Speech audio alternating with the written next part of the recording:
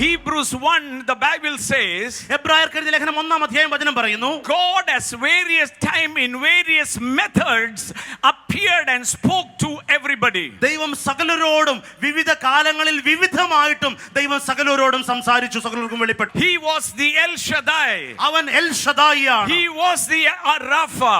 അവൻ സൗഖ്യമാക്കുന്നവനാണ്. He was a Jireh. അവൻ കരുതുന്നവനാണ്. This all he manifested to Abraham. ഇത് മുഴുവൻ അബ്രഹാമിന് ഓരോ രീതിയിൽ വെളിപ്പെട്ടതാണ്. He manifested him as Jehovah to Moses. മോശയ്ക്ക് ദൈവം യഹോവയായി വെളിപ്പെട്ടു. Nissi to Joshua. യോശുവയ്ക്ക് അവൻ നിസ്സിയായി വെളിപ്പെട്ടു. He manifested himself in different methods and different ways. ദൈവം തന്നെ വിവിധ നിലകളിൽ വിവിധ തരത്തിൽ വെളിപ്പെടുത്തി. God's ways are unimaginable. ദൈവത്തിന്റെ വഴികൾ എന്ന് പറയുന്നത് നമുക്ക് ചിന്തിക്കുവാൻ കഴിയുന്നതിനപ്പുറമാ. He can convey a message through a crow by feeding you. ഓ കാക്ക നിന്നെ പോഷിപ്പിക്കുന്നതിലൂടെ ദൈവത്തിന് നിനക്ക് ഒരു സന്ദേശം തരുവാൻ കഴിയും. He can use a donkey and speak to you. ഓ നിന്നോട് ഒരു കഴുതയെ കൊണ്ട് സംസാരിപ്പിക്കുവാൻ ദൈവത്തിന് കഴിയും.